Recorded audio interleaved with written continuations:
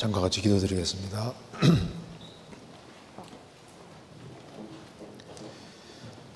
자비로우신 우리 아버지 하나님,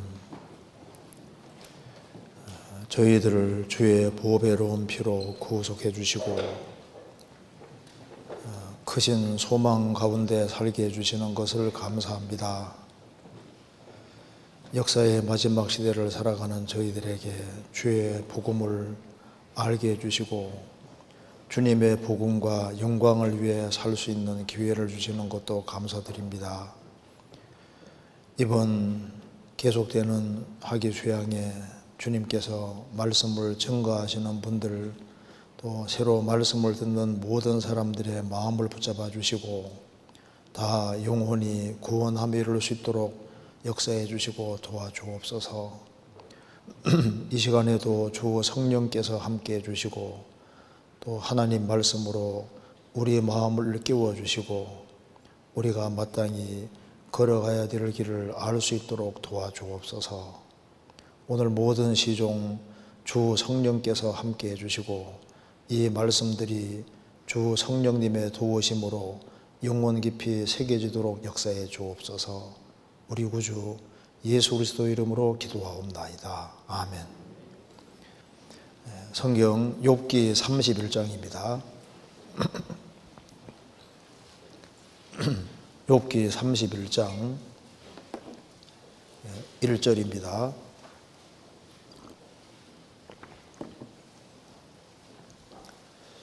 제가 읽겠습니다. 내가 내 눈과 언약을 세웠나니 어찌 처녀에게 주목하랴. 그리하면 위에 계신 하나님의 내리시는 분깃이 무엇이겠으며 높은 곳에서 전능자에 주시는 산업이 무엇이겠느냐. 불의자에게는 환난이 아니겠느냐. 행악자에게는 재앙이 아니겠느냐. 그가 내 길을 감찰하지 아니하시느냐. 내 걸음을 다 세지 아니하시느냐. 언제 나의 행위가 허탄하였으며 내 발이 괴율에 빨랐던가. 그리하였으면 내가 공평한 저울에 달려 하나님이 나의 정직함을 아시게 되기를 원하노라. 언제 내 걸음이 길에서 떠났던가. 내 마음이 내 눈을 따라갔던가. 내 손에 더러운 것이 묻었던가. 하나 넘겨보겠습니다. 제일 뒤에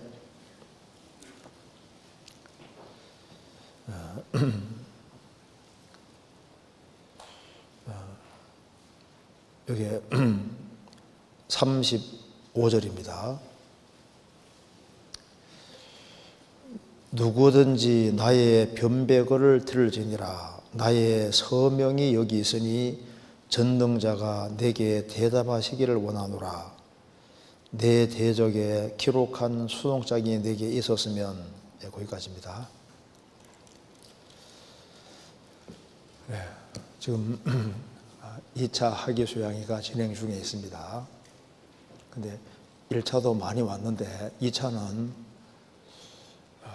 휴가 기간이라 그런지 훨씬 많이 왔습니다. 지금 등록하신 분이 보니까 10,000명이 훨씬 넘거든요. 10,000명이 넘고, 그런데 새로운 사람들이 하여튼 많이 왔어요. 제가 언론 보니까 1,700명이 넘던데 보니까요. 어쨌든 간에 사람들이 많이 왔는데, 지금 상담하러 온 사람들이 참 많고, 오늘 지금 복음이 이제 거의 끝나가는 시점인데, 복음 끝나고 상담하러 사람들이 많이 오리라고 생각을 합니다. 1차 서양에도 무사히 갔는데 2차도 지금 잘 진행되고 있습니다. 지금 7차까지 진행되고 있으니까 계속해서 기도해 주시고 또 협력해 주시면 감사하겠습니다.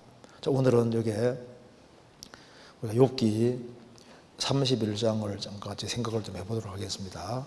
욥기 31장을 읽어보면은 욥이 어떻게 신앙생활을 했는지를 알 수가 있고 왜 하나님이 욥을 크게 칭찬하시는지 이유를 좀 볼 수가 있습니다. 그래서 오늘은 욥의 삶의 비결이라는 그 제목으로 조금 생각을 해보도록 하겠습니다. 이제 욥기를 쭉 읽어보면은 욥이 신앙생활을 아주 잘한 사람이라는 걸 알 수가 있습니다. 하나님께서도 욥을 칭찬하셨고, 그래서 욥이 어떻게 해서 신앙생활을 이렇게 잘할 수가 있었을까? 성경에서 그 답을 알 수가 있는 겁니다. 자, 제일 먼저 들을 수 있는 것은 욥은 그 고대 사람이지만은 마음이 얼마나 중요한지를 알고 있는 사람입니다. 신앙생활의 핵심적인 요소가 마음이라는 걸 알고 있는 사람이고, 또 한 가지는 여기에 31장 1절에 내가 내 눈과 언약을 세웠나니 어찌 처녀에게 주목하랴. 욥은 내가 내 눈과 언약을 세웠다고 했습니다. 그러니까 눈과 언약을 세웠다, 그 말은 신앙생활에서 눈이 얼마나 중요한지를 알고 있는 사람이잖아요. 자기 자신이 무엇을 보고 살아야 될지를 알았다는 겁니다. 우리 시대라고 한다면, 우리 시대는 볼 것이 많으니까 무엇을 보고 무엇을 들어야 될지를 욥은 확실하게 알고 있는 사람이에요. 그리고 여기에 내가 내 눈과 언약을 세웠나니, 욥이 우리 시대에 살았다면 내가 내 눈과 내 귀와 언약을 세웠나니 아마 이렇게 얘기를 했으리라고 생각합니다. 그리고 이제 욥은 마음의 중요성을 알고 눈의 중요성을 확실히 아주 알고 있는 사람이에요. 왜 이런 생각을 하게 됐냐면은 하나님이 살아계시니까 하나님 앞에 신앙생활을 잘해야 된다는 것을 항상 생각하고 살았기 때문에 신앙생활에서 중요한 요소가 뭔지를 알고 있는 겁니다. 그러니까 마음과 눈이 중요하다는 걸 알고 있는 거예요.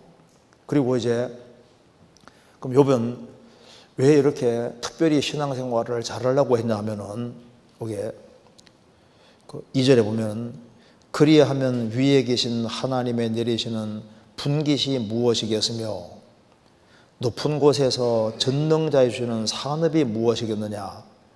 욥은 뭘 바랐냐면은 하나님이 내리시는 분깃과 산업, 하나님의 영원한 축복을 사모했던 사람입니다. 그래서 욥은 영원한 기업을 믿고 있는 사람인 겁니다. 그래서 그는 신앙생활을 아주 잘하기를 간절히 원했고, 그래서 욥기가 이렇게 기록이 되고 있습니다. 욥이 이제 사인을 탁 하면서 나의 서명이 여기에 있노라 그렇게 얘기하잖아요. 그러니까 얼마나 그 확고한 태도 가지고 신앙생활을 했는지를 볼 수가 있습니다. 물론 욥이 하나님 만났을 때 자신이 신앙생활 바르게 한 것을 과도하게 드러냄으로 인해서 하나님이 불의한 것처럼 여겨지게 한 것은 옳은 행동이 아니었습니다. 욥은 이제 자신의 의를 많이 드러냄으로 해서 하나님이 약간 불의한 분이 아니겠느냐 그런 생각을 들게 만들었기 때문에 그건 큰 오점이 되는 겁니다. 욥은 그것에 대해서 정말 철저하게 회개하고 돌이켰습니다.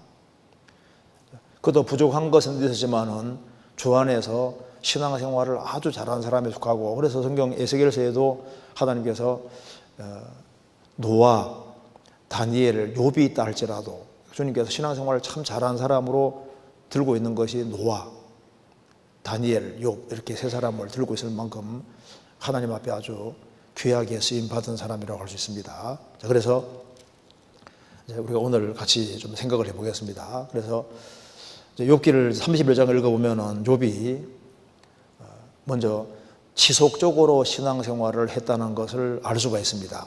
꾸준하게 신앙생활을 했습니다. 자, 먼저 31장 5절에 보겠습니다. 5절에 언제 나의 행위가 허탄하였으며 내 발이 괴율에 빨랐던가. 욥은 이제 자기를 돌이켜보는 겁니다. 내가 만일 내 행위 속에 허탄한 것이 있고 내 발이 거짓에 빨랐다면은 내가 주님 앞에 받을 상과 영광이 무엇이겠느냐. 7절에 언제 내 걸음이 길에서 떠났던가, 내 마음이 내 눈을 따라갔던가, 내 손에 더러운 것이 묻었던가. 그는 진리 가운데 끊임없이 행하려고 했던 겁니다. 그래서 그 영어 성경에는 if로 되어 있는데 이제 만일 내가 이렇게 했다면은 그런 적이 없는 거예요. 내가 언제 그렇게 했던가 이렇게 요법이 계속 말하고 있습니다. 9절에 언제 내 마음이 여인에게 유혹되어 이웃의 문을 엿보아 기다렸던가. 16절에 내가 언제 가난한 자의 소원을 막았던가, 과부의 눈으로 실망케 하였던가. 또 24절에 내가 언제 금으로 내 소망을 담고 정금들어 너는 내 의뢰하나 봐라 하였던가. 언제 재물의 풍부함과 손으로 얻은 것이 많음으로 기뻐하였던가. 쭉 이제 자기를 이렇게 과거를 반추해 가면서 자신은 살아계신 하나님 앞에서 최대한 진실하고 바르게 살기 위해서 노력했다는 것을 쭉 얘기를 하고 자신의 신앙생활은 지속성이 있었다는 것을 말하고 있습니다. 그러니까 그는 지속적으로 꾸준히 일생 동안 꾸준히 아주 주님 앞에서 바르게 행하기 위해서 노력한 것을 쭉 지금 얘기를 하고 있습니다. 우리 시대를 인스턴트 시대라고 합니다. 인스턴트 제품도 많고 일회용이 굉장히 많잖아요. 사람들은 이제 순간적이고 즉흥적인 것을 좋아하는데 뭐 한 번 쓰고 버리는 게 너무 많잖아요. 근데 신앙생활은 그런 것이 아닙니다. 일단 꾸준한 것이 아니면은 주님이 받기가 어려운 겁니다. 우리 시대에 보세요. 일회용이 굉장히 많잖아요. 1994년인가 그때 통계를 보면은 기저귀를 1년에 한 몇 개 정도 이렇게 팔리는 하면 15억 장 정도가 팔렸다고. 94년도에. 그러니까 이제 뭐 한 번 쓰고 다 버리는 식으로 이런 게 너무 많잖아요. 그러니까 우리 시대에 이제 이렇게 인스턴트 시대에 살고 있고 하니까 뭔가 꾸준한 모습을 찾기가 참 어렵습니다. 그래서 한 사람이 더 구원을 받고 그리고 지속적으로 꾸준히 신앙생활을 하는 걸 볼 때 거기에서 그게 신뢰가 가는 거예요. 기분 내키면은 신앙생활 했다가 기분 안 내키면 신앙생활 안 했다가 상황에 따라 자꾸 바뀌어지는 이제 그런 신앙은 주님 볼 때 합당한 것이 아닙니다. 욥은 내가 언제 그런 적이 있었느냐, 그런 지속적으로 꾸준히 그 구약에 보면은 에녹이라고 하는 사람은 65세에 무드셀라를 낳고 300년 동안 하나님과 동행했다. 그는 365살까지 살고 하나님이 그를 산채로 데려가셨습니다. 그러니까 300년 동안 하나님과 동행했다. 이게 참 이게 엄청난 말이지 않습니까? 300년 동안 꾸준하게 동행하는. 구약에 보면은 출애굽기에 청년 여호수아라는 말이 나와 있는데 여호수아는 모세를 바짝 가까이 따랐습니다. 근데 여호수아에 가면은 나이 늙은 여호수아는 청년 시절부터 나이가 들 때까지 꾸준히 신앙생활을 했고 그래서 그는 지속적으로 신앙생활을 했습니다. 뭐든지 꾸준하고 지속적이 있을 때 그때 그게 이제 믿을 만한 것이 되는 겁니다. 제가 가끔 하는 얘기인데 다시 한번 읽어드리겠습니다. 운동이나 세일즈에서 혹은 어떤 기술 분야에서 늘 성공을 거두는 사람의 특징은 무엇인가? 어떤 사업체가 신용을 얻을 수 있는 단 하나의 특징은 무엇인가? 인간관계에 안정을 주는 것은 무엇인가? 우리가 다른 것들을 제치고 특정한 상표를 선택하는 이유는 무엇인가? 가정에서 부모들에게 가장 필요한 것은 무엇인가? 같은 식당에 또다시 들르게 되는 것은 신문 배달부 소년, 우유 배달부, 우편 배달부에게 여러분들이 가장 원하는 것은 무엇이냐? 일관성, 꾸준함, 그것은 믿을 수 있다는 겁니다. 꾸준한 것. 그래서 성경 시편 125편에 보면은 여호와를 의뢰하는 자는 시온 산과 같도다. 시온 산은 한 곳에 항상 버티고 있습니다. 언제 보더라도 항상 그곳에 있잖아요. 꾸준하잖아요. 욥이라는 사람 보면은 항상 변함없이 그 자리에서 그대로 아주 확고하게 자기 자리를 차지하고 있는 겁니다. 여호와를 의뢰하는 산은 시온 산과 같도다. 근데 시온 산은 요동치 아니하고 영원히 있는 그 시온 산과 같도다. 이렇게 얘기했습니다. 그 카타콤의 순교자들 그런 적도 있잖아요. 카타콤이 이제 로마의 지하 무덤인데요. 그리스도인들이 박해를 받을 때 지하 무덤 속에 들어가서 햇빛도 보지 못하고 살았습니다. 그런데 그게 제가 이제 글에 보니까 이제 설명을 하는데요. 이 그림 중에 카타콤 그 굴 속에 그게 이제 지하 무덤입니다. 거기에 그래서 오래 살았는데 거기에 제일 많이 그려져 있는 그림이 선한 목자 예수님. 선한 목자 예수님이 가장 많이 그려져 있는데 체크해 보면 150개 정도 된답니다. 카타콤 안에. 그러니까 그 어두운 그 무덤 굴 속에 살면서도 햇빛을 보지 못하면서도 주님은 선하시다. 여호와는 나의 목자시니 내가 부족함이 없으리로다. 주님이 선한 목자라고 믿고 있는 거예요. 그것도 150번이나 150개 정도 그림이 그려져 있다고 말입니다. 그리고 그 다음에 많이 그려져 있는 그림이 닷입니다. 닷. 히브리서 6장에 그리스도인들은 소망의 닷이 있다고 해요. 소망의 닷. 그 닷이 바로 소망인데요. 영혼의 닷 몇 개 그렸냐면 66개. 그들은 그런 정말 굴 속에 그 무덤 속에 거기에서 햇빛을 보지 못하고 살지만은 확실한 소망이 있는 겁니다. 부활의 소망. 그 소망 가지고 그 속에서 일생 동안 살아가는 거예요. 그래서 꾸준한 것. 이제 그런 것은 믿을 만한데, 욥은 정말 지속적으로 꾸준히 신앙생활하고 이런 자녀가 10명이 죽고 재산 다 날아가고 몸 전체가 병든 그 상황에서도 신앙만은 확고하잖아요. 그가 나를 죽일지라도 나는 신앙생활을 바르게 하겠다. 그런 마음 가지고 끝까지 꾸준히 신앙생활을 합니다. 그게 이제 욥의 신앙의 기본 특징에 속하는 겁니다. 그런데 왜 그가 이렇게 할 수 있었냐면은 욥은 아는 것이 있어요. 무엇이 중요한지를 알고 있는. 그래서 우리 오늘 세 가지를 좀 생각해 보려고 하는 겁니다. 자, 먼저 욥기 1장을 먼저 찾겠습니다.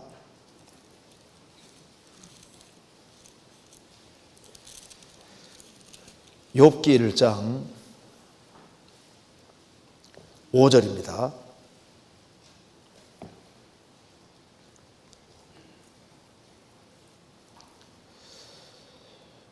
그 잔칫날이 지나면 욥이 그들을 불러다가 성결케 하되 아침에 일어나서 그들의 명수대로 번제를 드렸으니 이는 욥이 말하기를 혹시 내 아들들이 죄를 범하여 마음으로 하나님을 배반하였을까 하미라. 욥의 행사가 항상 이러하였더라. 욥은 뭘 아냐면은 신앙생활에서 마음이 얼마나 중요한지를 알고 있는 사람입니다. 그래서 10명의 자녀들이 이제 생기를 하게 되면은 이제 형제 지간을 다 같이 불러서 잔치를 하는데 흥겹게 잔치하다 보면 마음이 틀어질 수 있잖아요. 마음이 틀어질까봐 혹시라도 마음이 하나님과 조금 달라졌을까봐 잔치가 끝나면은 그들을 다 불러다가 성결케 하고 그 명소대로 하나님께 번제를 드렸습니다. 이는 욥이 말하기를 혹시 네 아들들이 죄를 범하여 마음으로 하나님을 배반하였을까 함이라. 욥의 행사가 항상 이러하더라. 항상 이러하더라. 그런 규칙적으로 지속적으로 꾸준히 그렇게 했다는 겁니다. 욥은 어디에 포커스 맞추고 있습니까? 마음이 흐트러질까 봐 그걸 아주 심각하고 중요하게 생각하고 있습니다. 자, 우리 시대는 마음대로 보고 마음대로 하고 싶은 것을 다 하라고 부추기는 시대입니다. 하고 싶은 거 다 하라고 생각하는 거예요. 그렇게 얘기합니다. 그리고 우리 시대에 마음이 얼마나 중요한지를 강조하지 않습니다. 그래서 내적인 것보다 외적인 걸 훨씬 더 중요하게 생각하잖아요. 원래 진선미인데 지금 미선진으로 바뀌어지고 있습니다. 아름다움은 다 통하는 식으로 바뀌어지고 있잖아요. 그 외모보다 훨씬 더 중요한 것이 내적인 겁니다. 그러니까 욥은 마음으로 배반하였을까 함이라 욥의 행사가 항상 이러하더라. 그러니까 욥이 신앙생활을 잘할 수 있는 첫 번째 그 신앙의 비결이 뭐냐 하면은 신앙생활에서는 마음이 중요한 거구나. 이걸 아주 확실히 깨닫고 있는 사람입니다. 마음. 우리도 신앙생활을 잘하기 위해서는 마음이 얼마나 중요한지를 확실하게 알아야 됩니다. 하나님께서 여러 가지 영역을 주셨는데 세상에서 제일 알기 어려운 것이 사실 사람 마음이고 붙잡기 제일 어려운 게 사람 마음입니다. 우리가 지금 우리 시대에 정말 우리가 추구해 볼 수 있는 영역들이 굉장히 많잖아요. 지금 우리 시대에 바다 깊은 곳까지 들어가 봅니다. 참 바다는 굉장히 넓고 그 속에 뭐가 있는지 모르잖아요. 아직 모르는 것이 굉장히 많습니다. 땅 속에도 좀 뚫고 들어가 보지만은 아직 많이 뚫고 못 들어가요. 땅 속에 뭐가 있는지 아직도 몰라요. 하늘에 대해서는 더 캄캄합니다. 많은 건 가지고 뭐 본다고 하지만 그게 제한돼 있고 도대체 우주가 얼마나 넓은지 큰지 몰라요. 그잖아요. 지구상에 생명체들이 많지만은 막상 연구하기 시작하면은 참 인간은 너무나도 어리석고 무지하고 모르는 것이 많다는 걸 알게 됩니다. 물어댄 것이 멀고 깊고 깊도다. 누가 능히 통달하랴.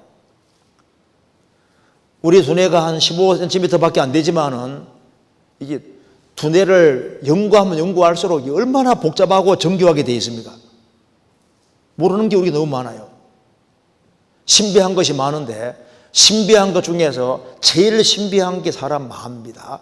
세상에서 알다가도 모르는 게 사람 마음이라고 하잖아요. 사람 마음. 부부 가까이 같이 살지만은 서로 마음을 모를 수 있는 겁니다. 그러잖아요. 부모 자식 살지만은 자식 마음을 몰라요. 다른 것은 다 파악해도 가까이 있는 사람 마음도 파악하기 어렵습니다. 그렇잖아요. 성경 시편 64편입니다.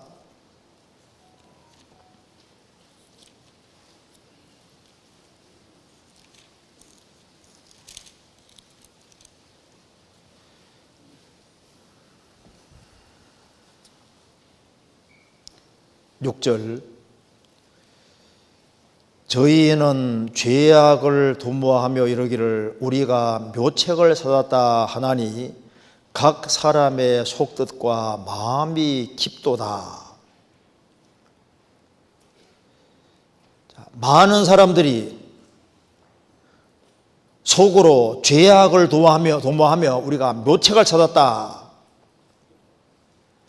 넘어뜨리기 위해서 궁구하는 사람도 많습니다.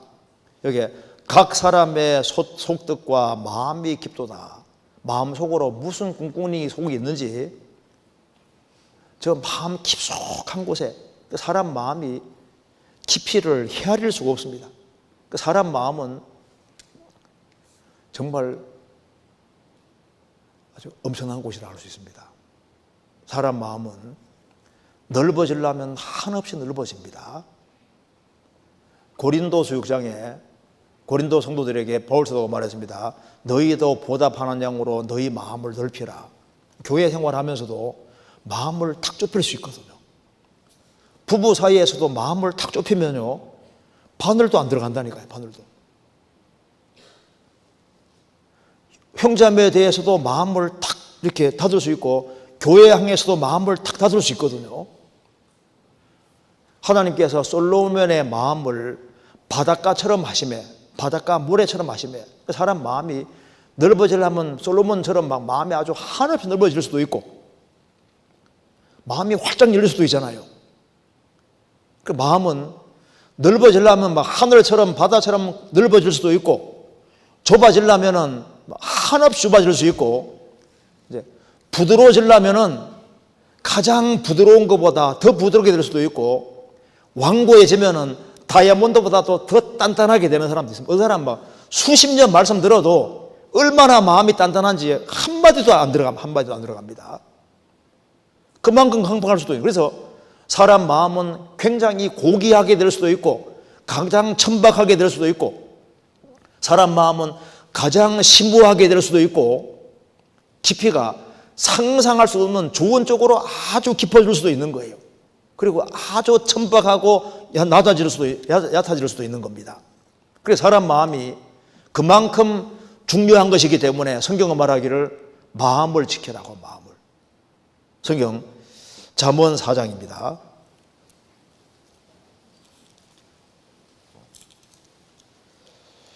4장 23절.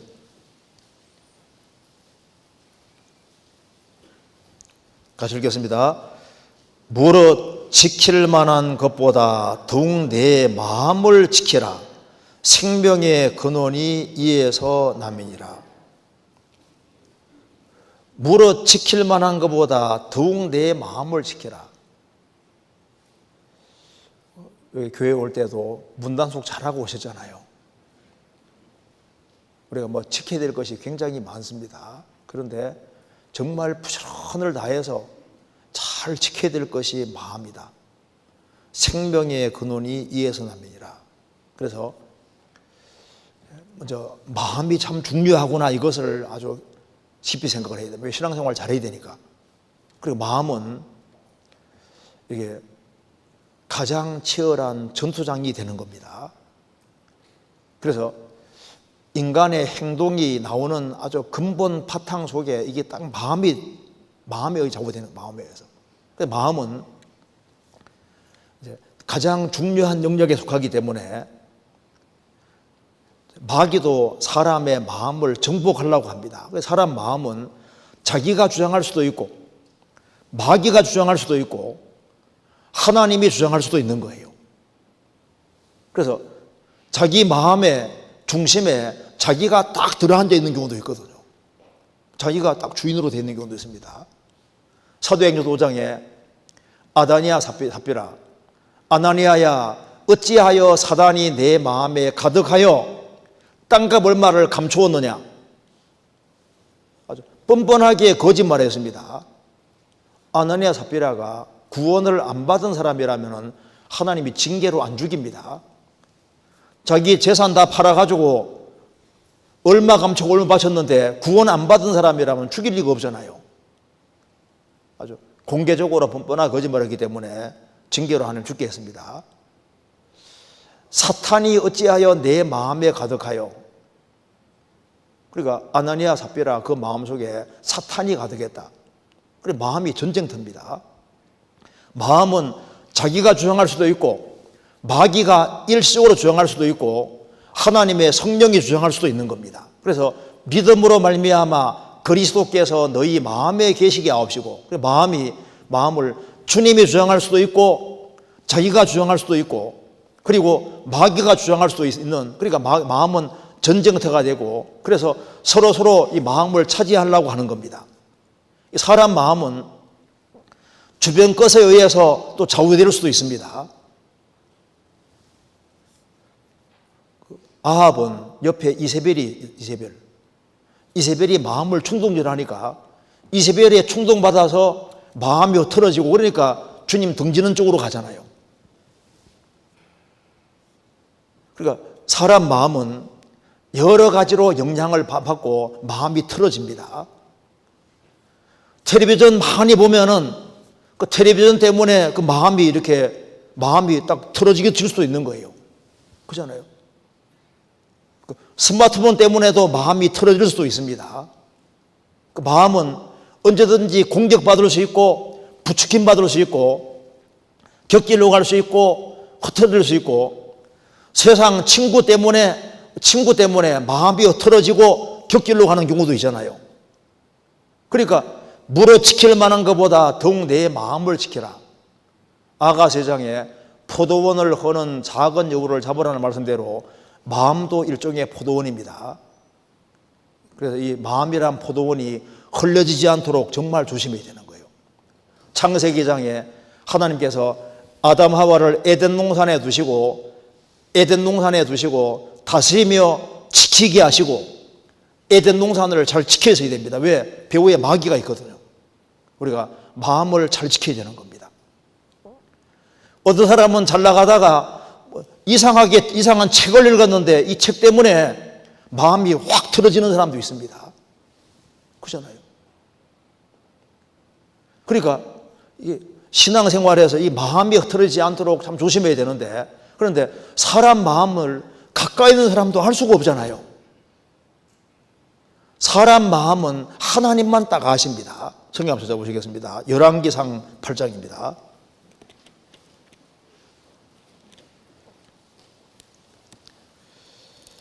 (8장) 39절.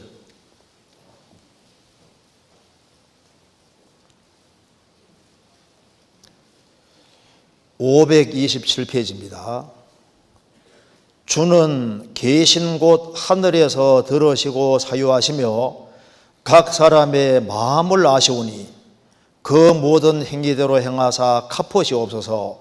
주만 홀로 인생의 마음을 다 아심이니이다. 여기 말씀한 대로 주님은 각 사람의 마음을 아시되 주만 홀로 인생의 마음을 다 아시나이다. 주님은 사람 마음을 다 아십니다. 그러면 마귀는 사람 마음 다 알까요? 모를까요? 모르죠. 욥이 말했습니다. 자녀 10명이 죽고 재산 다 날아가고 그렇게 했을 때 마귀는 말했습니다. 하나님, 재산 다 치면은 욕할 겁니다. 하나님 좋아 섬기는 게 아니에요. 하나님 처벌하고 했잖아요. 재산 나라고 10명이 다 자녀가 죽었습니다. 그런데 하나님 앞에 욕하고 저주 안 했습니다. 아이고 하나님, 가족으로 바꾸는데 여보에 몸을 치면 욕하고 죽을 겁니다. 쳐봐, 죽이지 말고 쳐봐 했잖아요. 몸 전체가 병들어도 하나님을 욕하고 저주하지 않았습니다. 뭘 알 수 있습니까? 마귀는 사람 마음을 다 모른다는 사실입니다. 그럼 마귀도 인간 연구하는데 인간 복잡한 거예요. 그 인간 요거 요렇게 딱 유혹해서 딱 넘어뜨리면 넘어질 것 같은데 안 넘어지거든요. 그러니까 마귀도 사람 마음을 다 알 수가 없는 거예요. 우리 마음을 아시는 분은 하나님밖에 없습니다. 그래서 신약 성경 14권을 기록한 바울 사도도 사람 마음을 다 몰랐습니다. 그래서 고린도서 11장에 보면은 바울 사도가 여러 가지 어려움 당한 중에 내가 거짓 형제 중에 위험을 당하고 거짓 형제들에게 위험 당했다. 형제가 간증을 하거든요. 야, 이 틀림없이 구원받은 사람 같아. 나중에 보니까 가짜였어요. 거짓 형제들 중에 위험 당했다. 바울 사도도 속았습니다. 틀림없이 형제라고 생각했거든요. 형제가 아니었던 거예요. 왜? 속이 안 보이니까. 주님만 사람 마음을 아십니다. 그리고 마귀는 사람 신앙생활에서 마음이 얼마나 중요한 줄 알기 때문에 마귀는 마음을 공격의 대상으로 삼습니다. 그래서 욥의 자녀들이 잔치를 하는 사이에 마음이 너무 흥겨워서 그 속에서 마귀가 잘못된 씨를 넣을 수 있기 때문에 그 자식들의 마음이 흐트러졌을까 봐 굉장히 우려하고 조심하고 제사 드리고 마음을 바르게 하려고 노력했잖아요. 마귀는 어릴 때부터 사람을 공격합니다. 공격 대상으로 삼는 거예요. 그래서 지금 신약 시대를 사는 우리 시대도 마귀가 우리 마음속에 여러 가지를 넣으려고 하고 우리 마음을 흐트러뜨리려고 하는 겁니다. 물어 지킬 만한 것보다 더욱 내 마음을 지켜라. 그래서 마음이 흐트러지면은 말이 헛나가거든요. 마음이 흐트러지면은 행동도 흐트러지게 되어 있습니다. 그러니까 마음과 행동은 연결되어 있는 거예요. 그래서 마음이 흐트러지지 않도록 항상 조심해야 되는 겁니다. 성경 전도서 10장입니다.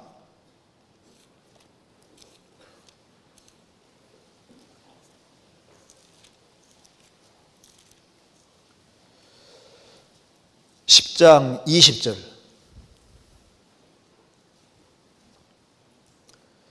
20절.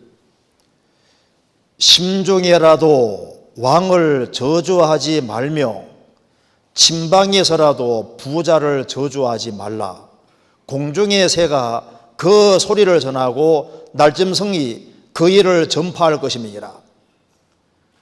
심중에서라도 왕을 저주하지 말며, 심중에서라도 왕을 저주하면 그것이 드러나게 되어 있습니다. 침방에서라도, 침방은 가장 은밀한 곳입니다. 가장 은밀한 곳에라도 부자를 저주하지 마라. 공중의 새가 그 소리를 전하고 날점승이 그 일을 전파할 것입니다. 우리 마음이 흐트러지지 않도록 정말 조심해야 됩니다. 왜? 마음이 신앙생활에 핵심적으로 중요한 것이기 때문입니다. 성경 민수기 15장입니다.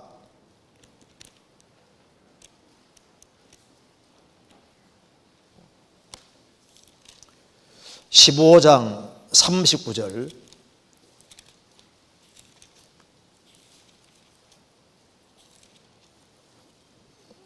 (15장) 39절. 이 술은 너희로 보고 여호와의 모든 계명을 기억하여 준행하고 또 너희로 방종케 하는 자기의 마음과 눈의 욕심을 좇지 않게 하기 위함이라. 여기 옷을 끝에 청색건을 매달으라고 했습니다. 청색건을 매달으면 청색은 하늘색이니까 하나님을 자꾸 기억하게 하기 위해서 청색건을 귀의 술에 더하라고, 옷 귀의 술에 더하라고 했는데요. 그래서 왜 이렇게 하라고 했냐면은 너희로 방종케 하는 자기 마음과, 마음은 내버려 두면요 쉽게 마음이 방종으로, 마음이 그냥 탁 풀어지거든요. 흐트러진다고요. 방종케 하는 자기 마음과 눈의 욕심, 눈에는 욕심이 붙어 있습니다. 눈의 욕심을 좇지 않게 하기 위함이라. 그래서 조금만 마음을 느슨하게 하면은 자기도 모르게 마음이 이제 탁 틀어져요. 그러면 방종으로 흐르게 되는 겁니다. 그럼 조금 더 시간 지나면 어떻게 되냐면은 두 마음이 생깁니다. 두 마음. 마음이 오로지 한 마음이 돼야 되는데 두 마음으로 나눠지거든요. 그 성경에서 내가 두 마음 품은 자를 미워한다, 이런 말이 성경에 많이 나옵니다. 두 마음. 이 마음이 이제 다 갈라지는 거예요. 마음이 다 흐트러지면은, 이제 두 마음이 갈라지면 그 다음에는 악으로 치우치게 되는 거예요. 악으로. 솔로몬도 처음에는 그는 여호와를 사랑했습니다. 시간 지나면서 이제 파라오 왕의 공주를 이렇게 아내로 맞이해서 이제 하나 둘씩 아내를 맞이하면서 점점 여자가 많아진 게 있지 않습니까? 그래서 이방 여인들도 사랑했다, 이렇게 나옵니다. 처음에는 여호와만 사랑했는데 그 다음에 이방 여인도 사랑했다는 말이 나오고, 그러면 이제 두 개를 동시에 사랑하게 되니까 이제 점점 시간이 기울으면서 이쪽으로 치우치는 거예요. 그래서 이방 여인들이 솔로몬 왕의 마음을 딱 돌렸습니다. 그 다음에 솔로몬은 마음이 여호와를 떠났다고 되어 있잖아요. 그래서 징계로 나라가 두 쪽이 나버리게 되는 겁니다. 그러니까 솔로몬 같이 그 위대한 왕도 마음이 흐트러진 지고 나중에 마음이 여호와를 떠났다는 게 얼마나 놀라운 거예요. 우리 각자라고 해서 예외가 될 수 있는 게 아니다, 그 말입니다. 성경 열왕기상 11장 찾겠습니다.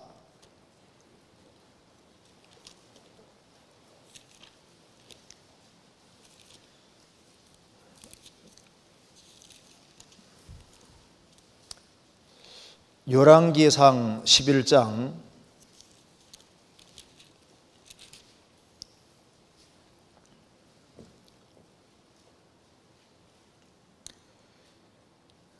2절입니다. 1절부터 보겠습니다. 솔로몬 왕이 열왕기상 11장 1절 솔로몬 왕이 바로의 딸 외에 이방의 많은 여인을 사랑하였으니 곧 모압과 암몬과 에돔과 시돈과 헷 여인이라. 3절 왕은 후비가 700인이요 빈장이 300인이라. 왕비들이 왕의 마음을 돌이켰더라. 4절 솔로몬의 나이 늙을 때 왕비들이 그 마음을 돌이켜 다른 신들을 좇게 하였으므로 왕의 마음이 그 부친의 마음과 같지 아니하여 그 하나님 여호와 앞에 온전치 못하였으니. 9절 솔로몬이 마음을 돌이켜 이스라엘 하나님 여호와를 떠나므로 여호와께서 저에게 진노하시니라. 여호와께서 일찍이 2번이나 저에게 나타나시고. 여기에 솔로몬이 이방 여인들을 사랑하니까 이방 여인들이 4절에 솔로몬 왕의 마음을 돌이켰습니다. 마음을 돌이키고, 그래서 9절에 그 다음에 솔로몬이 이제 스스로 주체가 여인들이 마음을 돌이키게 했는데 이제는 솔로몬이 마음을 돌이켜서 하나님 여호와를 떠났다. 그래서 나라가 두 쪽이 났잖아요. 그리고 이제 마음이 이제 여호와를 떠나게 되면 시간 지나가면 마음이 부패하게 돼버리는 거예요. 그래서 예수님이 마음이 청결한 자는 복이 있나니 저희가 하나님을 볼 것이며, 그 마음이 흐트러지고 더러워지면은 신령한 것이 안 보이게 되는 겁니다. 마음이 흐트러지고 잘못되면은 성경이 안 보이잖아요. 신앙생활이 재미가 없어집니다.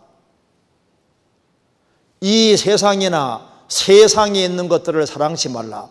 누구든지 세상을 사랑하면 아버지 사랑이 그 속에 있지 아니하니 이는 세상에 있는 모든 것이 육신의 정욕과 안목의 정욕과 이상의 사랑이니 다 아버지께서 쫓아온 것이 아니요 세상으로 쫓아온 것이니라. 이 세상이나 세상에 있는 것들을 사랑치 말라. 솔로몬은 하나님을 사랑하고 나중에 세상도 사랑한 겁니다. 그러니까 두 마음이 되고 나중에는 마음을 돌이키게 되고, 그리고 마음이 하나님과 멀어지게 되고, 그래서 큰 징계를 받았잖아요. 하나님이 뭘 원하시냐 하면은 형식을 원하는 것이 아니라 하나님은 살아계시기 때문에 우리 중심을 원하시고 우리 마음을 원하시는 마음을. 그래서 마음을 다하고 성품을 다하고 뜻을 다하고 목숨을 다해 여호와 섬기라. 하나님은 하나님이시기 때문에 우리 마음으로 하나님을 정말 사랑하고 우리 마음을 다해서 하나님을 섬기는 그걸 원하시는 겁니다. 마음이 청결한 자는 복이 있나니 저희가 하나님 볼 것이며, 하나님이 원하시는 것이 뭘까요? 우리 마음을, 이 마음 좀 달라고 하시는 마음을. 잠언 23장입니다. 잠언 23장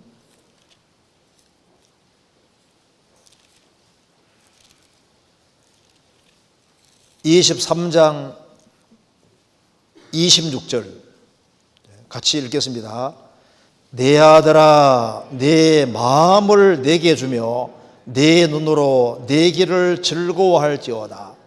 여기도 마음과 눈이 나와 있습니다. 내 아들아 내 마음을 내게 주며, 가까운 사람은 마음을 주고받기를 원하시는 겁니다. 너의 마음을 내게 주며 너의 눈으로 내 길을 즐거워할지니라.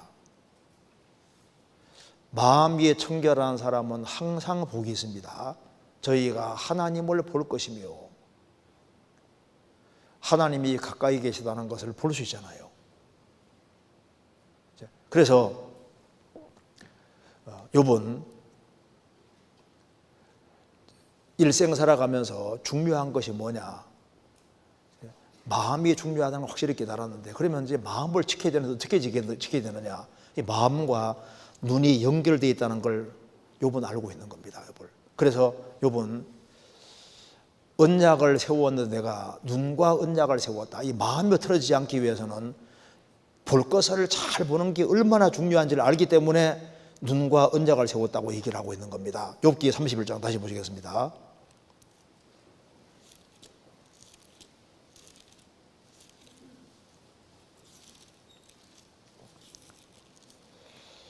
(31장) 1절 내가 내 눈과 언약을 세웠나니 어찌 처녀에게 주목하랴. 내가 내 눈과 언약을 세웠다. 그 언약 세우는 것은 이건 너무나도 아주 심각한 겁니다. 언약 깨면 큰일 나는 거잖아요. 그러니까 욥이 얼마나 그 비장한 각오를 가지고 어떻게 신앙생활을 할지를 알고 있는 사람입니다. 그래서 눈과 언약을 세웠다. 그러니까 욥은 마음과 눈이 연결되어 있고 마음과 귀가 연결되어 있는 걸 알고 있는 거예요. 그래서 뭘 보느냐 뭘 듣느냐 하는 것과 이게 마음이 연결되어 있기 때문에 바른 마음으로 신앙생활을 잘하기 위해서는 이것이 마음 지켜야지 한다고 지켜지는 게 아니잖아요. 뭘 보느냐 뭘 듣느냐 거기에 따라서 마음이 지켜지고 지켜지지 않는 거니까 마음 지키는 것은 결과적인 건데 그 마음 지키는 마음에서 결국은 행동이 나오게 되는 거니까 그 행동이 나오는 그 전에 마음이 있고 마음이 나오는 그 전에 눈과 귀가 있기 때문에 그러니까 눈과 귀를 어디에다가 포커스 맞추느냐 이것이 신앙생활에서 가장 핵심으로 중요하다는 걸 알았으니까 눈과 언약을 세웠다 이렇게 말하고 있는 겁니다. 시편 1편에도 보면은 복 있는 사람은 악인의 꾀를 좇지 아니하며 죄인의 길에 서지 아니하며 오만한 자의 자리에 앉지 아니하고 첫째가 뭡니까? 복 있는 사람은 악인의 꾀를 좇지 아니하고 꾀 좇는 건 생각이에요. 생각. 그러니까 모든 것의 시작은 생각이 잘못돼서 문제가 생깁니다. 그 다음에 죄인의 길에 서지 아니하고 그 다음에 오만한 자의 자리에 앉지 아니하고 그러니까 이 생각이 잘못된 걸 받아들이면은 잘못된 길에 서게 되고 그 다음에 오만한 자리에 앉게 되는 거니까 그 뒤는 결과적인 거니까 첫 번째 이게 생각 여기에서부터 차단을 딱 시켜야지 다른 문제가 안 생기는 거예요. 욥은 알고 있는 겁니다. 내가 내 눈과 언약을 세웠다. 그래서 무엇을 보냐 무엇을 듣느냐 이게 제일 핵심적으로 중요한 것이 맞습니다. 잠언 4장 찾겠습니다. 그 앞에 그 뒤에 잠언 4장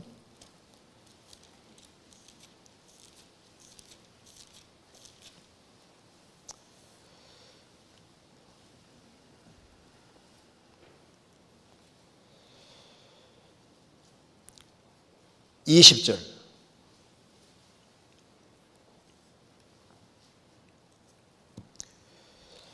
내 아들아 내 말에 주의하며 나이 이르는 것에 내 귀를 기울이라. 23절 무릇 지킬 만한 것보다 더욱 내 마음을 지키라. 생명의 근원이 이에서 나면이라. 25절 내 눈은 바로 보며 내 눈꺼풀은 내 앞을 곧게 살펴 내 발에 행할 첩경을 평탄케 하며 내 모든 길을 든든히 하라. 우편으로나 좌편으로나 치우치지 말고 내 발을 악에서 나게 하라. 우편이나 좌편이나 치우치지 않고 똑바로 가려면은 눈이 바르게 돼야 되고 그러면은 마음이 꽉 붙잡혀야 되고 그러려면 마음 붙잡히려면은 귀를 기울이라. 귀. 그러니까 잘 들어야만 잘 듣는 가운데 마음이 붙잡히고 눈이 붙잡히고 그 다음에 이제 발이 바른 데 갈 수 있으니까 그래서 귀를 잘 붙잡는 게 참 중요한 것이고 눈을 붙잡는 것이 중요한 겁니다. 그렇잖아요. 왜 마음이 틀어지느냐? 잘못된 걸 듣고 있는 거예요. 잘못된 것을 보고 있는 겁니다. 그렇지 않습니까? 그러면 들어야 될 것을 잘 듣고 볼 것을 잘 보면은 이 마음에 힘이 있고 그리고 신앙생활을 아주 힘차게 잘할 수 있게 되는 거예요. 그래서 왜 어떤 사람은 신앙생활을 힘차게 잘할까요? 어떤 사람은 왜 못할까요? 의지력이 부족해서가 아니라 뭘 듣느냐, 뭘 보느냐, 이것 때문에 모든 결과적인 문제가 생기게 되는 겁니다. 성경 사무엘상 6장 찾겠습니다. 사무엘상 6장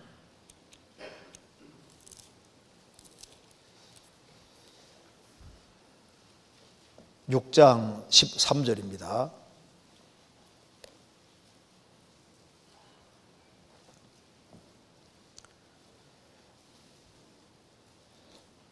(417페이지입니다) 13절. 베셈에서 사람들이 골짜기에서 밀을 베다가 눈을 들어 괴를 보고 그것의 보임을 기뻐하더니 수레가 베셈에서 사람 여호수아의 밭 큰 돌 있는 곳에 이르러 선지라. 무리가 수레의 나무를 패고 그 소를 번제로 여호와께 드리고 레위인이 여호와의 궤와 그 궤와 함께 있는 금 보물 담긴 상자를 내려다가 큰 돌 위에 두매 그날에 베셈의 사람들이 여호와께 번제와 다른 제사를 드리니라. 그 다음에 19절입니다. 같이 읽겠습니다. 베셈에서 사람들이 여호와의 궤를 들여다본 거로 그들을 치사 5만 70인을 죽이신지라. 여호와께서 백성을 쳐서 크게 살육하셨으므로 백성이 애곡하였더라. 여기 이스라엘 사람들이 이제 전쟁에서 패해서 법궤를 블레셋에게 빼앗겼습니다. 근데 블레셋 사람들이 법궤로 인해서 법궤가 막 재앙을 내리니까 여기 있으면 큰일 나게 싶어서 다시 이스라엘로 가게 한 겁니다. 베세메스 사람들은 이스라엘 사람들인데 법궤가 오니까 얼마나 기쁘겠습니까? 그래서 하나님께 제사까지 드렸습니다. 그까지는 좋았잖아요. 좋았는데 법궤가 궁금하잖아요. 궁금하니까 이 도대체 법궤가 어떻게 생겼나 싶어서 이제 가까이 왔을 뿐 아니라 어떻게 했습니까? 들여다봤습니다. 들여다봤어요. 그래서 크게 당합니다. 19절에 베세메스 사람들이 여호와의 궤를 들여다본 거로 그들을 치사 아마 70인을 죽인 게 맞을 겁니다. 5만 70인 아마 여기 가로 쳐놨죠. 70인이 어떤 사본에는 5만이 없으면 한 70인 정도 죽인 것 같습니다. 많이 죽었지 않습니까? 그러니까 어떻게 해서요? 들여다본 거로 여호와의 궤를 들여다본 거로 보지 말아야 될 것을 본 거예요. 우리 시대도 경솔하고 교만한 사람들이 많아지고 있습니다. 들여다보지 말 것을 들여다보아서 아주 크게 죽임 당했잖아요. 그러니까 세상에는 봐야 될 것도 있고 보지 말아야 될 것도 있습니다. 그래서 욥은 어떻게 하면 신앙생활을 잘할 수 있을까? 자나깨나 그걸 생각한 사람이기 때문에 어떻게 하면 신앙생활을 잘할 수 있을까? 그걸 끊임없이 생각했던 사람이기 때문에 이게 참 눈이 참 중요한 거구나. 그래서 욥기 31장에는 그 이하는 다 결과적인 것이고 내가 눈과 언약을 세웠다. 그래서 내가 바른 것을 보고 그렇게 해야 되겠다는 걸 알기 때문에 눈과 언약 세운 것을 다 이기라고 했습니다. 그래서 뭘 보느냐 이게 참 중요한 문제가 되는 겁니다. 시편 119편 37절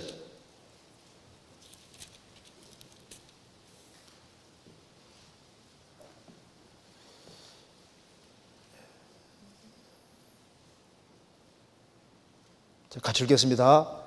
내 눈을 돌이켜 허탄한 것을 보지 말게 하시고 주의 도에 나를 소성케 하소서.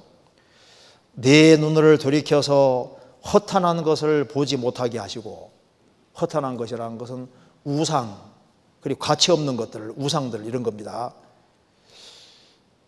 허탄한 것을 보지 말게 하시고 주의 도에 나를 소성케 하소서. 우리가 보지 말아야 될 것이 많이 있습니다.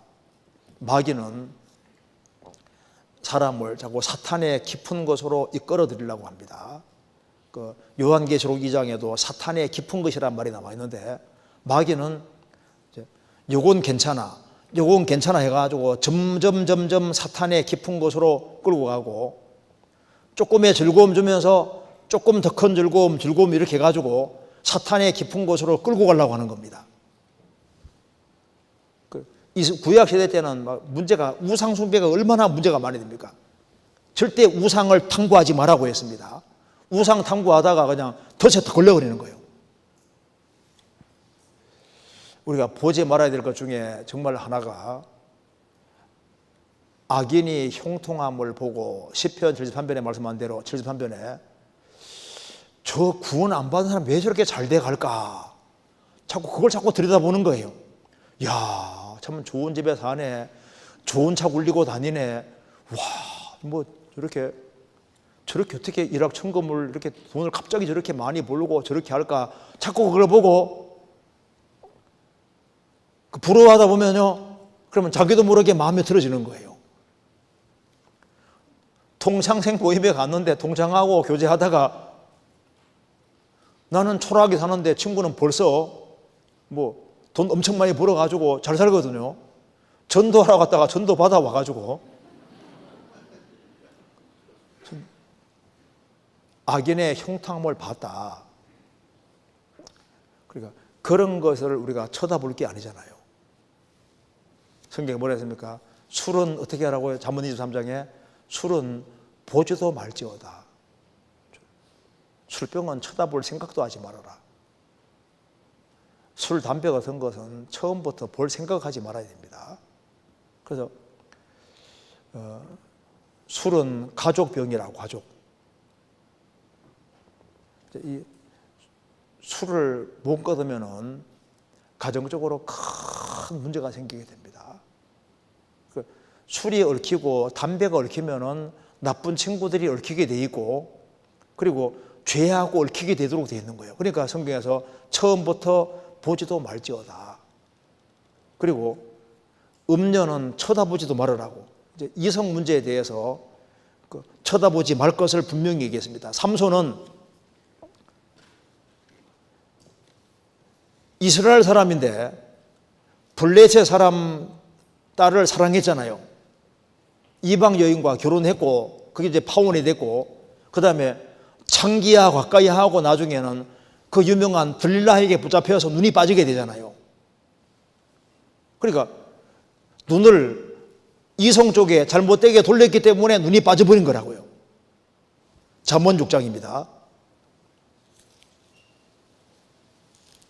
잠언 6장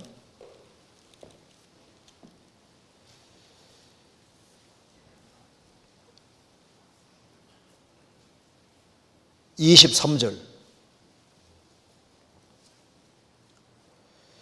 대저 명령은 등불이요 법은 빛이요 훈계의 책망은 곧 생명의 길이라.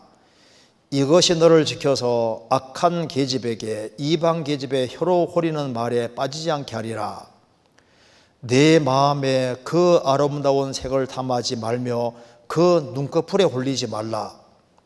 음료로 인하여 사람이 한 조각 떡만 남게 되며 음란한 계집은 귀한 생명을 사용함이니라. 사람이 불을 품에 품고 어찌 그것이 타지 아니하겠으며 사람이 숯불을 밟고 어찌 그 발이 되지 아니하겠느냐. 남의 아내와 통관하는 자도 이와 같을 것이라. 무릇 그를 만지기만 한 자도 죄 없게 되지 아니리라. 불을 품에 품고도 옷이 안 타겠다. 천만의 말씀이죠. 숯불을 밟고도 나는 발이 안 되겠다. 말엔 숯불을 밟으면 되도록 되어 있는 거예요. 남의 아내와 통관하는 사람, 만지기만 하는 자도 죄 없게 되지 않을 것이다. 이성 문제에서 확실하게 구별될 것을 말합니다. 그래서 남의 아내 쳐다보고 남의 쳐다보고 이렇게 해서 망한 사람이 많잖아요. 쳐다볼 생각을 하지 말으라고 되어 있습니다. 그리고 형제자매들을 보더라도 장점이 얼마나 많아요. 그런데 꼭 티를 보는 사람이 있을 수 있습니다. 티를. 볼 것이 많은데 왜 그걸 자꾸 보냐 그 말입니다. 그 형제 눈 속에는 티가 보이려면 보통 봐서는 안 보이거든요. 보더라도 막 자세하게 보고 막 자세하게 뚫어봐야 보이잖아요. 볼 게 많은데 왜 그걸 보냐 그 말입니다. 그러니까 사람을 보면은 전적으로 다 놓고 보면요, 완벽한 사람은 없어도 장점이 얼마나 많아요. 부족한 게 있어도 하나님의 자녀입니다. 주님이 귀하게 여기시잖아요. 그런데 그 짜잘한 거 가지고 트집 잡아가지고 그렇게 하면 사실 자기만 손해보는 겁니다. 지혜로운 게 아니거든요. 마태복음 7장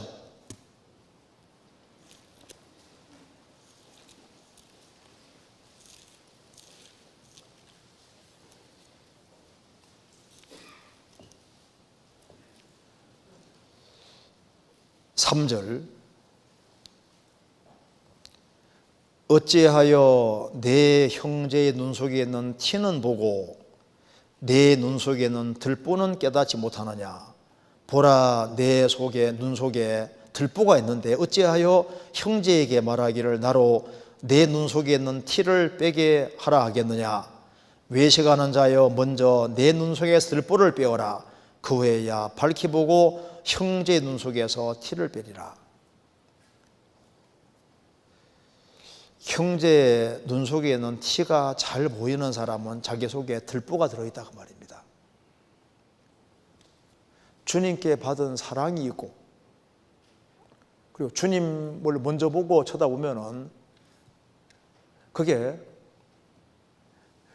그 티는 별로 문제되는 게 아니거든요. 그런 것 때문에 그거 가지고서 비판을 하고 눈 속에 티가 있다고 그렇게 하는데, 이렇게 손으로 가리키면은 반대 세계는 자기 가리키고 있다, 자기 가리키고 있다고. 네가 문제하면 자기 쪽에 세계가 옵니다. 자기가 더 큰 문제인 경우도 많잖아요. 그리고 인터넷 사이트 있지 않습니까? 자꾸 들여다보다가 곁길로 가는 사람이 있을 수도 있습니다. 영혼에 특별히 관계되는 것, 인생 망치는 것들이 많이 있을 수 있는데, 영혼을 망하게 하는 것들, 잘못된 가르침들, 그런 거 들여다보다가 신앙이 완전히 어떻게 잘못될 수도 있잖아요. 사울이 왜 망했냐 하면은 다윗을 본 거예요. 다윗이 어떤 걸 주목했냐 하면 다윗이 잘 나가는 것을 보고 시기한 것, 이것 때문에 내리막길을 걷게 되는 겁니다. 사무엘상 18장입니다. 사무엘상 18장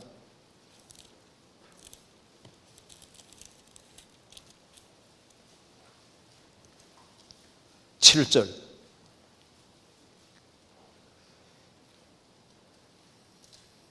여인들이 439페이지입니다. 여인들이 뛰놀며 창화하여 가로되 사울의 죽인 자는 천천히요 다윗은 만만이라 한지라. 사울이 말에 불쾌하여 심히 노하여 가로되 다윗에게는 만만을 돌리고 내게는 천천만 돌리니 그의 더 얻을 것이 나라밖에 무엇이냐 하고 그날 후로 사울이 다윗을 주목하였더라. 다윗이 골리앗을 죽이고 난 이후에 여인들이 노래하면서 사울의 죽인 자는 천천히요 다윗 죽인 자는 만만이로다 하니까 그 말이 되게 불쾌했습니다. 다윗은 만만 돌리고 나는 천천만 돌리네. 잘못하면 다윗이 왕되게 생겼다 그 말입니다. 그날부터 사울이 다윗을 딱 주목했습니다. 자기를 보고 자기 반성하면 좋은데 다윗을 딱 주목하면서 그래서 어떻게 하면 죽일까 그 궁리했잖아요. 그러면서부터 이제 인생 내리막길을 걷게 됐습니다. 사탄은 마땅히 볼 것을 보지 못하게 막고 보지 말아야 될 것을 보도록 부추기는 겁니다. 마귀는 뭘 보지 못하게 할까요? 자, 마귀는, 자, 이게 블레셋 사람, 이게 베세메스 사람들이 법궤를 들여다보려 할 때 누가 부추겼을까요? 마귀가 부추겼을 겁니다. 별일 없을 거야. 만져도 안 죽을 거야. 뭐 들여본다고 무슨 문제가 되겠어? 근데 호기심이 있으니까 봐 해가지고 이제 들여다봐가다가 보다가 많이 죽게 되잖아요. 마귀는 이렇게 부추깁니다. 근데 뭘 못 보게 할까요? 제발 다른 건 다 보더라도 성경은 보지 마라 이렇게 부추깁니다. 다른 거 많이 봐. 그런데 성경은 좀 제발 들여다보지 마라. 왜 자꾸 그것만 쳐다보냐? 성경을 들여다보면 얼마나 좋겠습니까? 성경의 예언 성취, 그건 보지 말으라고 합니다. 이번에 그 포르투갈에서 섭씨 47도. 그래서 포르투갈하고 스페인 쪽에서 한 1000명 정도가 폭염으로 죽었잖아요. 그러니까 온도가 47도. 상상이 안 갑니다. 성경 요한계시록 16장에 태양이 사람을 태운다고 되어 있잖아요. 태운다고. 저는 얼른 구구절이 생각이 나더라고. 앞으로 좋은 상이 오는 것이 아닙니다. 성경의 예언에 주의를 해야 되는데 마귀는 복음을 들여다보지 못하도록, 복음 전도되는 그곳에 관심 안 가지도록 그러지 않아요. 예수님이 누군지에 대해서 들여다보지 않도록 노력하는 거예요. 주님이 세우신 교회가 어떤 것인지를 보도록 하지 않습니다. 주변에 이뤄진 사람을 보지 못하게 만들고 이기적으로 살도록 자꾸 부추기잖아요. 모세가 나이 40살이 됐을 때 동족을 돌아볼 마음을 가졌습니다. 마귀는 부추길 겁니다. 동족 뭐하러 생각해? 너는 파라오 공주의 아들인데 너 잘 먹고 잘 살면 됐지. 이스라엘 백성들 고통하는 거 그 무슨 상관이냐? 근데 모세는 그렇지 않았습니다. 동족을 돌아볼 마음을 가졌습니다. 그 눈이 선한 눈이잖아요. 바른 눈이지 않습니까? 자, 뭘 보느냐 이게 참 중요한 겁니다. 전도서 2장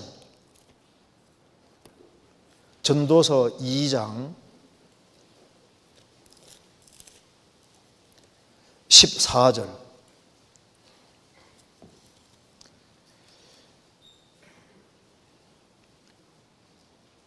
자, 중요한 구절이니까 같이 읽겠습니다.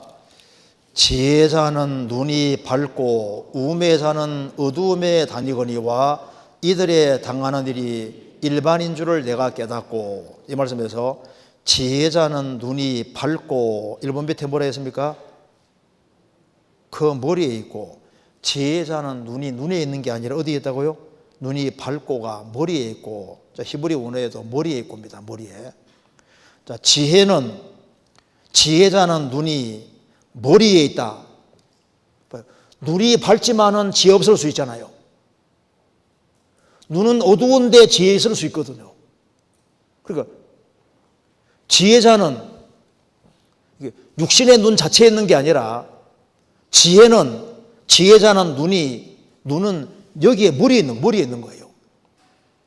눈이 아무리 밝아도 무식할 수 있습니다. 맹인이라 할지라도 얼마나 지혜로울 수 있잖아요. 지혜자는 눈이 머리에 있다. 머리에 있습니다. 그러니까 머리가 바르게 돼 있어야만 그게 제대로 된 눈을 가지고 있는 겁니다. 지혜자의 눈은 머리에 있다. 그래서 우리가 뭘 봐야 되냐 하면은 이런 육신의 눈이 아니라 이제 이 머리에 있는 이 눈으로, 지혜자는 눈이 머리에 있고, 그러니까 이 생각이 중요하고 그 생각의 눈으로 이게 잘 봐야 됩니다. 우리가 정말 우리의 눈으로 살아계신 하나님, 위대하신 하나님, 너희는 눈을 높여들어 누가 이 모든 것을 창조하였나 보라. 이 우주 만물을 창조하신 위대하신 하나님, 하나님이 사람이 되신 예수님, 십자가에 죽으시고 부활하신 예수님, 즉 살아계신 예수님, 교회 머리로 계신 예수님, 그 주님을 볼 수 있다면 얼마나 좋겠습니까? 이는 우리가 믿음으로 행하고 보는 것으로 하지 아니함이니라. 육신의 눈은 멀리 못 봅니다. 믿음의 눈은 멀리 봅니다. 멀리 볼 수 있는 눈, 우리가 섬기는 하나님이 얼마나 엄청난 분인지를 볼 수 있는 그런 눈이 있다면 얼마나 좋겠습니까? 원래 헬라 말로 이게 이제 데우스잖아요. 데우스, 하나님을 데우스라 하는데 데우스가 원래 보는 분이라는 뜻입니다. 우리나라 말은 하나님은 하나의 신님, 절대자 그런 뜻이잖아요. 하나님인데. 근데 그리스에서는 데우스가 모든 것을 보는 분이다 그 뜻입니다. 하나님은 모든 것을 다 보시는 분입니다. 고대 운동에서는 하나님을 엘이라 했는데 강한 분이다. 하나님은 가장 강한 분이고 한 분이시고 모든 것을 보시는 분이 맞잖아요. 중국에서는 상제, 윗상자 임금세인데 제일 높다는 의미에서 상제라고 썼습니다. 그건 하나님의 한 측면이지 않습니까? 우리가 눈으로 보되 정말 멀리 보고 그리고 아주 눈이 큰 눈이 되면 얼마나 좋겠습니까? 아가서 7장입니다.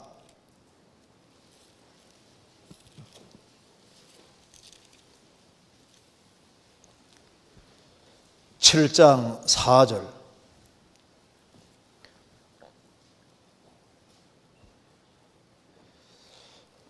4절. 목은 상아 망대 같구나. 눈은 헤스본 바드라빛 문 곁에 못 같고 코는 다메섹을 향한 레바논 망대 같구나. 솔로몬이 헤스본 바드라빛 문 곁에 연못을 큰 거 2개 봤다고 합니다. 연못 2개 큰 거 봤는데 그 눈이 그 헤스본 바드라빛 문 곁에 연못 같고 눈이 그리 크다고 말입니다. 아가서 4장에는 눈이 비둘기 같다고 했는데 7장에서는 귀한 자에 따라 신을 신은 내 발이 어찌 그리 아름다운가. 신 신은 발을 얘기를 하면서 눈이 연못같이 크다고 했습니다. 자, 눈이 좋으면 참 좋잖아요. 몽골에서는 이제 엄마가 말합니다. 아버지 오는가 봐라 하니까 이제 저 멀리서 보니까 아버지가 오고 계시거든요. 아버지가 저 멀리서 오고 있어요. 그래 알았다는데 언제 오는지 아세요? 한 2, 3일 지나서 온다고. 눈이 그렇게 좋으니까 뭐 저 멀리서 오고 있는 게 보이거든요. 보고 있는데 근데 워낙 눈이 좋으니까 아주 멀리까지 보이는데 아버지 오는데 오면 며칠 걸리는 거예요. 그 정도로 눈이 좋다는 겁니다. 과장된 표현이 하지만 그렇게 눈이 좋은 거예요. 그러면 영적으로 눈이 좋으면 좋잖아요. 여기 내가 깨끗하고 바르게 살아야 되겠다. 그런 눈은 비둘기 같은 눈인데 여기 신을 신은 발은 전도하는 발을 말하는 겁니다. 그 얘기를 하면서는 눈이 연못 눈 같아. 그러니까 연못 눈 같은 눈은 큰 눈입니다. 그러니까 영원을 보는 눈, 영혼의 가치를 보는 눈, 영혼의 중요성을 볼 수 있고 교회가 얼마나 중요한지를 볼 수 있고 우리가 하는 일이 얼마나 중요한지를 볼 수 있고 영혼 건지는 이 일이 얼마나 크고 중요한지를 볼 수 있는 그 눈은 연못같이 큰 눈인 거예요.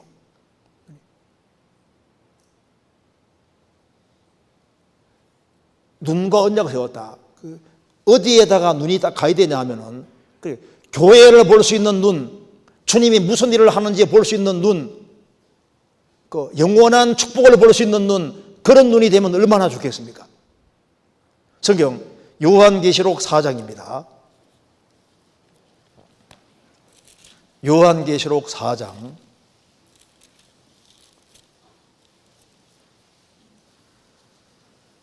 4절입니다.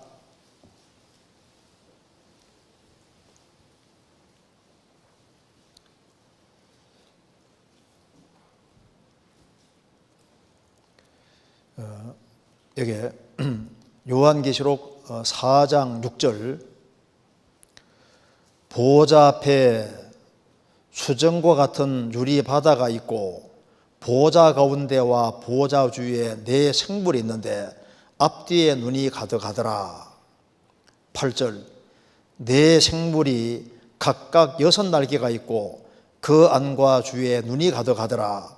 그들이 밤낮 쉬지 않고 이르기를. 여기서 지금 하나님의 보좌가 있고 그 주변으로 24보좌가 있고 거기에 네 생물이 있는데 6날개가 있다고 했습니다. 이것이 주님을 가장 가까이 섬기는 서랍천사 모습인데요. 주님을 가장 가까이 있는 서랍천사는 눈이 굉장히 많습니다. 그런데 참 신기한 것은요, 눈이 보면요, 그 8절에 보면은 안과 주위에 눈이 가득하더라. 이 서랍천사는 눈이 안에도 가득하고 주위에도 가득하고 6절에는 끝에 앞뒤에 눈이 가득하다 그랬죠. 그러니까 이걸 보고 우리가 좀 배워야 됩니다.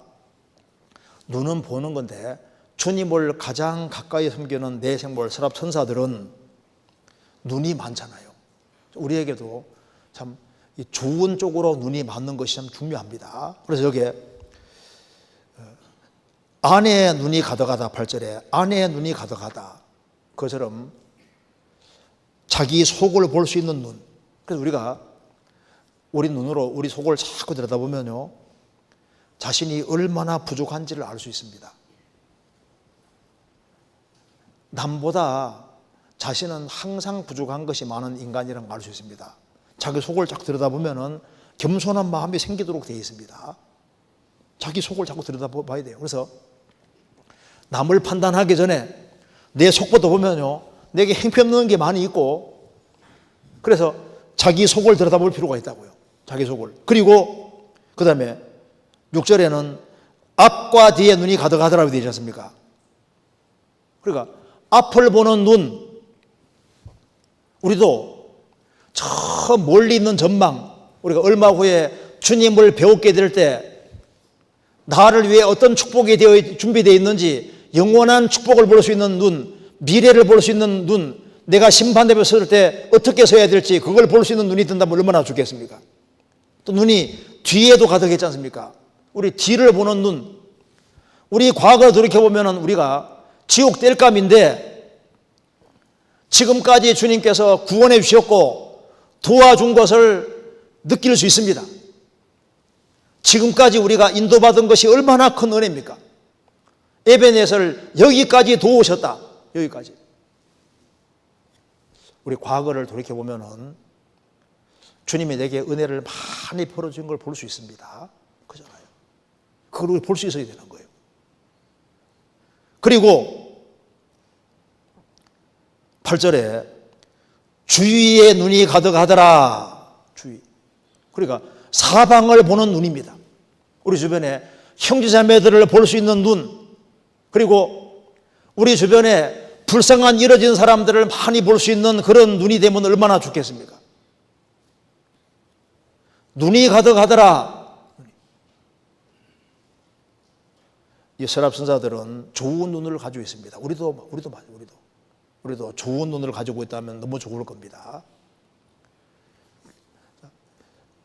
여기 욥이 왜 신앙생활을 잘했냐면은 그는 무엇을 보아야 할지를 알고 있는 사람이에요. 그래서 눈의 포커스를 하나님 쪽으로 다 고정을 하고, 그리고 그는 신앙생활하는 가운데 주변에 불쌍한 사람들을 볼 수 있었고 그들을 잘 돕는 그런 사람으로 되어 있었던 겁니다. 왜? 그는 눈이 바르게 되어 있었거든요. 그는 바른 것을 보고, 그리고 주님 앞에 바르게 행했기 때문에 마음이 꽉 붙잡힐 수 있었던 거예요. 그리고 그는 왜 그렇게 했냐 하면은 여기 욥기 31장입니다.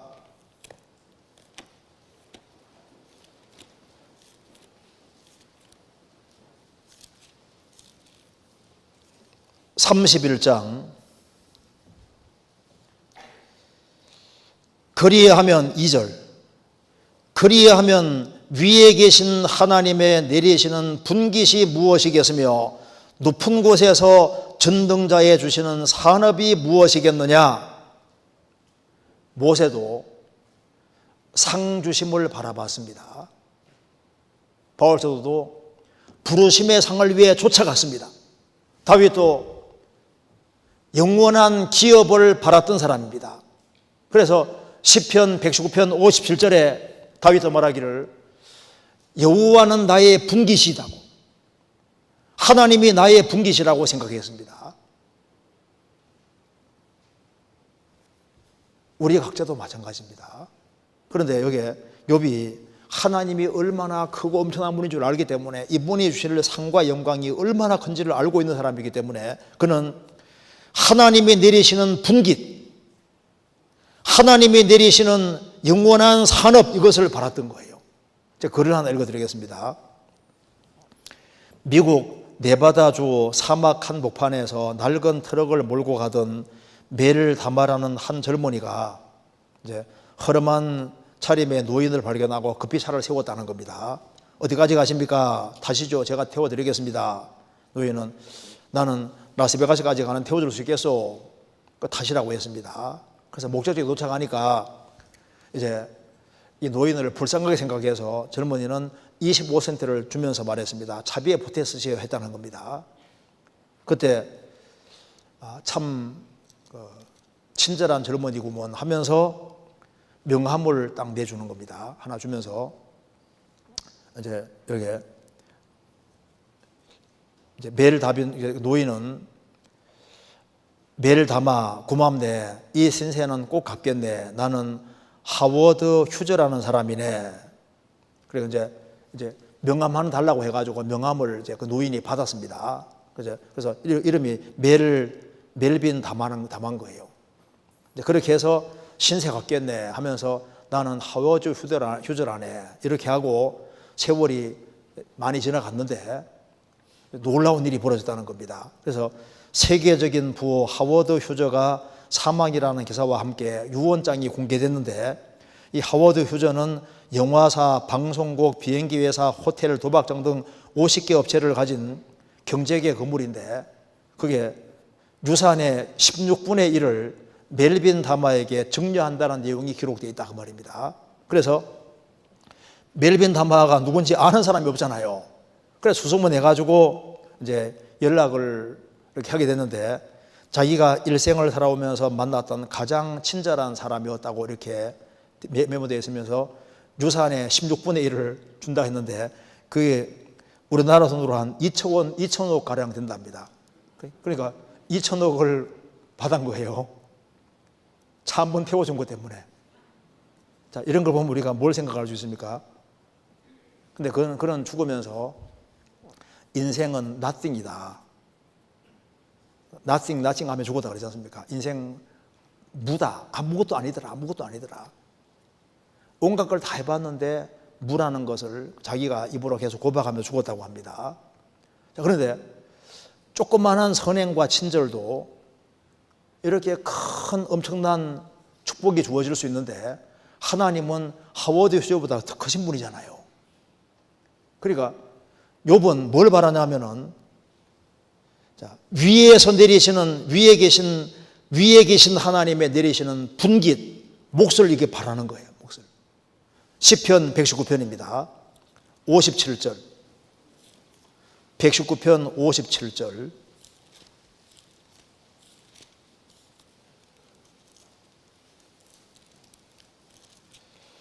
57절 같이 읽겠습니다.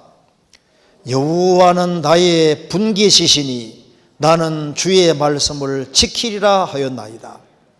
하나님은 나의 분깃, 하나님은 나의 몫이니 나는 주의 말씀을 지키리라. 나는 누가 뭐라 해도 나는 하나님 말씀을 지키고 살겠다. 왜? 하나님이 나의 분깃이시니까. 자, 마지막으로 한 군데 받아 보겠습니다. 시편 17편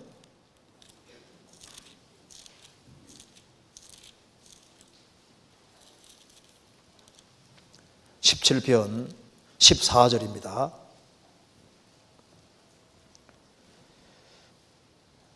여호와여, 금생에서 저희 분깃을 받은 세상 사람에게서 나를 주의 손으로 구하소서. 그는 주의 제물로 배를 채우심을 입고 자녀로 만족하고 그 남은 산업을 그 어린 아이들에게 주나는 자니이다. 나는 의로운 중에 주의 얼굴을 보리니 깨를 때 주의 형상으로 만족하리이다. 여호와여, 금생에서 저희 분깃을 받은 세상 사람은 금세에서 자기 분깃을 받습니다.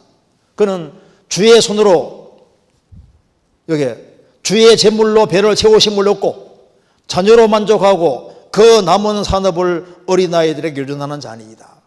돈 많이 벌어서 자기 배 채우고 재산을 최대한 자녀에게 많이 넘겨주는 그 재미로 산다 그 말입니다.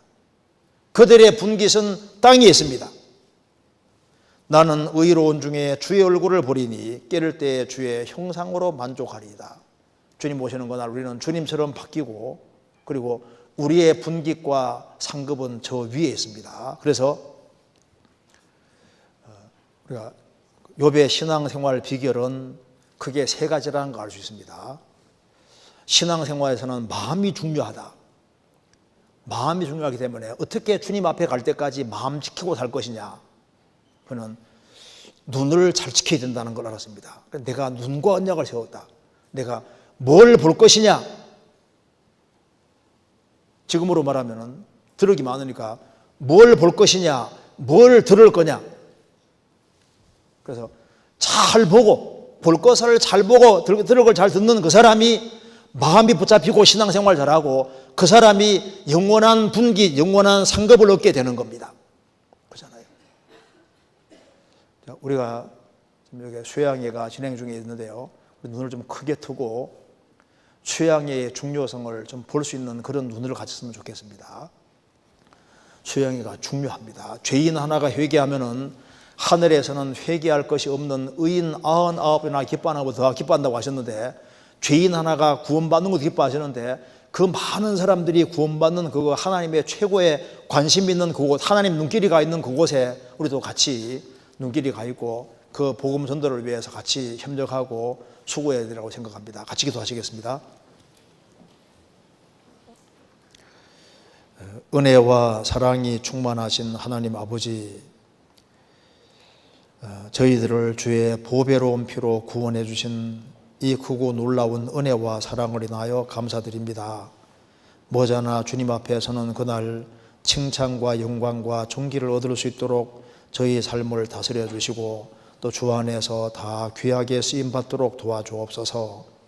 하기수양에 준비하는 그 모든 손길에도 함께해 주시고, 이번에도 많은 사람을 주님 품으로 인도할 수 있도록 역사해 주시고 주님께 영광과 찬송이 돌아갈 수 있도록 도와주옵소서.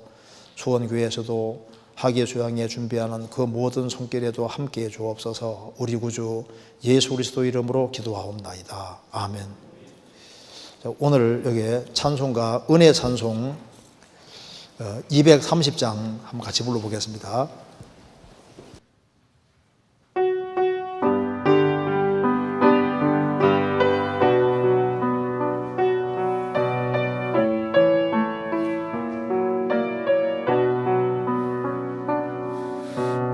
가는 길에 주의 평강이 있으니 영광의 왕 함께 가시니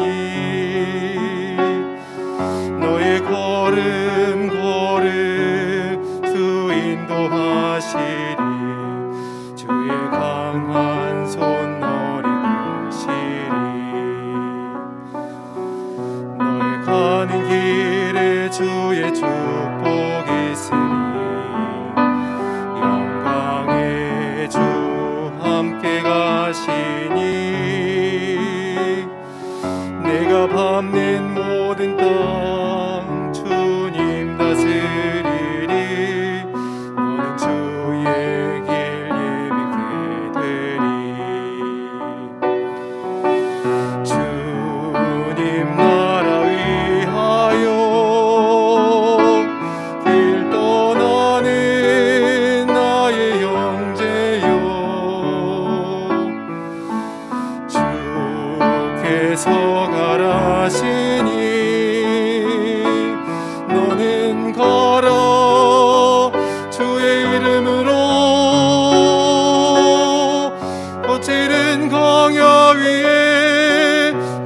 빛은 피어나고